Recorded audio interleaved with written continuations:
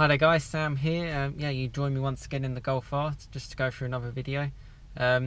Similar kind of off the back of last week's video where I sort of was kind of asking the question kind of where do you go from a Golf R? I kind of discussed that in terms of, you know, you're in a sort of a four-wheel drive, hot hatch, in the terms of where you can go above, and in terms of you can go above a little bit in price and in that sort of regards. To try and kind of get it from your perspective as well, kind of thinking from my side. This is more of a video I thought I would do where I would kind of go from a Golf R. And there's a few reasons why I wanted to do this today. Because one of the cars, well, I spent a bit of time in yesterday actually, so I thought I'd kind of share my thoughts on that. I guess kind of where you can kind of go from any kind of hot hatch really. But yeah, I'd kind of get started. So yeah, so where would I go from this Golf R? So for me, I absolutely love this car, and it puts a huge smile on my face pretty much every single day. It's a great car, and it's an unbelievable daily. If you've seen all my videos, you'll kind of know that that is the clear impression, and I've absolutely no intention of getting rid of it. But you know, circumstances, certain things can arise, and you may be in that situation where it might not make any sense, or you might want something maybe more exciting. For me, I spent a bit of time yesterday in an Audi RS3. One thing that got me, and as much as you can kind of watch videos and you can kind of talk about certain things, the noise it's such a standout feature. And this is why I've done videos before, like the Golf R400 and or R420, whatever it would be. That in a Golf, again, the dynamic capabilities and that noise is ridiculous. And it really does sound like kind of like a supercar in an everyday car. I didn't drive the car, but I spent a lot of time in the back. I spent a lot of time kind of being around it. And, you know, we had, you know, sort of 4 up, even 5 up at some points. Loads of stuff in the boot. And it's that kind of everyday ability. Loads and loads of space. From my view, for some weird reason, the boot actually seemed bigger in the RS3. I don't know how, even though I know it's definitely shortened because of the 4-wheel drive system. I did a little bit of research, and actually it's smaller than mine apparently, so I think mine is supposed to be 340 litres and the RS3 is 280 litres, but it certainly didn't seem it actually seemed bigger, and I was kind of quite surprised by that. But maybe it's just a perception thing of the whole Audi. But yeah, basically you could live with it every day.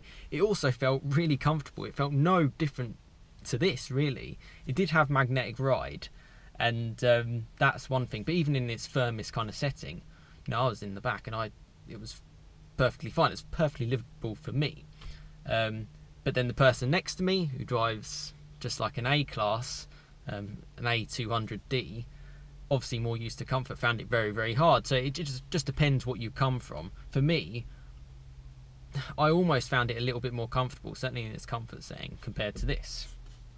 Maybe that's because this is only on passive dampers, I'm not too sure. It was certainly livable. A lot of people said in the comments last week, probably more people who aren't normal subscribers actually, just people might have just checked out my video and done a comment, I'm not too sure. They all kind of said the RS3. I guess the downsides of kind of thinking along those lines is, okay, it sounds like a fantastic supercar, and you know, luckily a lot of people where I work have very nice cars. They have, someone's got an M135i with an M Performance exhaust, a CLA 45 AMG, like a newish one as well, Performance exhaust. You know, you've got TTSs and stuff like that. And obviously my Golf R is classes up there as well. And for me, noise wise, the RS3 was just in its own little league. The CLA sounded great, but you could tell it was kind of put on. It was all put on from kind of the exhaust. The RS3 was just that pure engine sound and stock really. I know it's got performance exhaust, but that's just OEM stuff, and I can really, really appreciate now, and it's only when you actually see it and you're in it for, you know, sort of an hour, 2 hours at a time, that you kind of get that appreciation.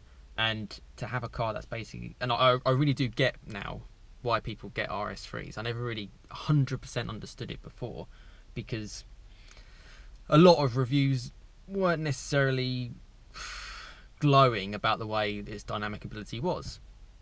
I think I remember a few years ago they did that RS3 against the Golf R. I think it was Evo track battles or something like that, and he absolutely preferred the Golf R hands down. Obviously it's all personal opinion, but of course in the real world it's give or take. You don't really necessarily use all that dynamic ability. You know, you do get that sensation that there's nothing on the road that is faster than that. Even economy wise, he told me he's done sort of long stints of driving and he actually got sort of 40 mpg out of it, which is crazy. And then obviously, yeah, if you give it plenty, you're going to get single digits, and with us in and, you know, sort of giving it some, you're sort of in the 20s. But that's still, I still think that's really, really good. And having been in it yesterday, it certainly, yeah, certainly put a smile on my face. And yeah, it's such a terrific car. The only other thing that I'd probably say is where to go from a Golf R is BMW M2, but I don't really want to talk about it too much because I've never actually been in it, never actually driven it, so I've never really had any sort of experiences. I love the way it looks in blue. There's one near my work which I'll walk past when I go into town, and it's something special. You lose that kind of practicality, and this is what I kind of like in a car. The whole five door, 3-door, or, you know, enough space to kind of live with, have people in it, do kind of normal day-to-day stuff. The BMW, obviously, M2 shortens that a little bit. You lose that ability to maybe get more stuff in the boot and people in the back. It's a little bit more tricky, but that car, certainly on the fun factor and the drivability and the way it looks, it's like a little mini sort of, well, it's a sports car, isn't it? The M2 would be one, and the reason why I said sort of like the Fiesta ST Mark 8 before, and I did some videos on that, was because it was probably the only car that I felt that was kind of a newish, kind of out there car. Obviously it's quite recent. That was actually potentially less than this Golf R and could be better.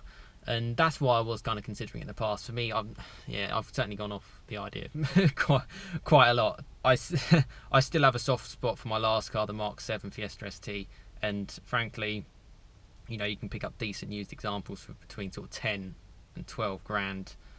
I think it's the bargain of the century because you can get the look. I think it looks great. Obviously, it looks deceptive. My Spirit Blue I liked, and the fact that you can actually get it in 5-door as well, which adds a little bit more to practicality. And I think they start from, I've seen used ones on my searches for around sort of 13,500. You can get all that sort of fun factor is great.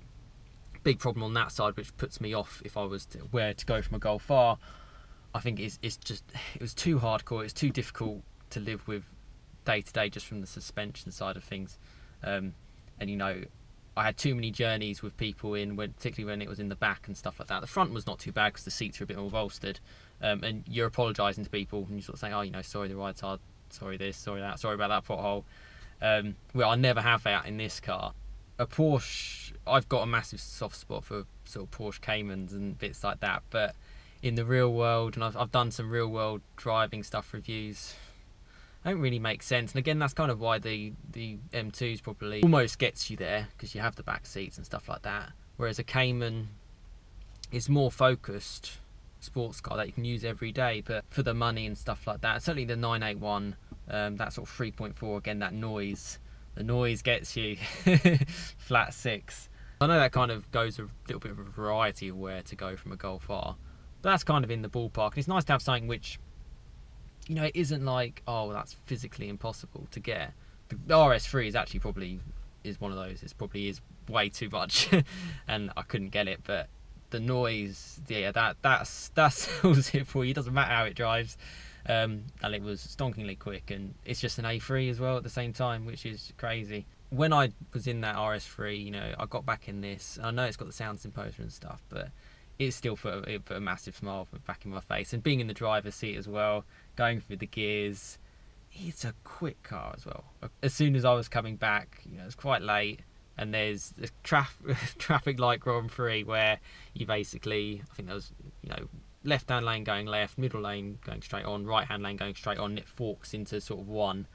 And I was just, you know, on the left hand side, and you get this other car coming up on the right, just sort of like, you know, inching further and further in front of the lights, trying to go, obviously just trying to gain in front of you, and turn the traction off. And it's so simple. Just pin it first, second, third, get through the gears. You know, just this little dot in the back, honestly, and that's just a normal car you're up against, who probably was thrashing it. So speed wise, I've got no complaints, and you get that sensation as well, and the noise because of the sound imposer, or sound actuator or whatever. And it absolutely puts a smile on my face. And for the money, I don't think there's anything else out there. But yeah, you never know what circumstances can kind of happen, and I'm really looking forward to having this car in the winter months. And if I look at where I'd go from a Golf R, the RS3 would probably be the only thing that would really work properly in sort of like the winter months. But yeah, not something that I'll be doing. I should absolutely stress. But something I wanted to talk about just because I had that kind of recent experience on it, and it certainly gives you that better perception. But yeah, as for the Golf R, absolutely loving it. And you know, I really am looking forward to driving it. You know, it is that car, you just want to get in it and you want to drive it. When I haven't driven it, I miss not driving it, kind of thing. And I think that's what you should have in a car. And the fact that it's that whole daily ability is really good. Okay, if it sounded like a 2.5 litre 5-cylinder, it would probably put a smile on my face, and it would probably bring it up to that extra level, just from the noise. Simply from the noise. And again, going back to Porsche, how a lot of people criticise the 718 being that sort of 4-pot, even though dynamically it is better. It's a better car. Everyone said it. Everyone at Porsche said it. All the journalists say it. Everyone kind of says it. Everyone still talks about that 981 just because of that engine, and it was a very good, dynamically capable car, being a mid-engined. Yeah, the noise is such an important factor in terms of a smile factor, I guess, in a car. But this sounds good. This sounds good from the outside. It sounds better from the outside, I'd say. It's a little bit more real. And from the inside, you can pretend you've got that, you know, V6 up front or whatever. And the car itself is brilliant. And obviously, I didn't drive the RS3, but dynamically, I think this is better. it is still that driver's kind of car. Okay, it's not a Focus RS. It's not a you know, a hardcore track car. It's not like a Honda Civic Type R, but it's still a driver's car. And I think it doesn't really get the credit it deserves on that kind of side of it. I love driving it, and I'm sure a lot of you guys subscribe to my channel appreciate the Golf R from that regards, as well as what it can do every single day. But yeah, quite a long video. Hopefully it's useful. Again, give it a like if you've found these kind of videos useful.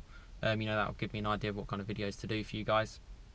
But main big thumbs up, and I'll just end it at the Golf R just being, I wouldn't really want to go anywhere, to be honest with you. Yeah, I don't think much. I don't think you really can go to any places from a Golf R, and that's why the video last week is like, where do you go from this car? Yeah, and it's great. You know, if you get the opportunity to own it and to drive it, you'll kind of know what the fuss is about.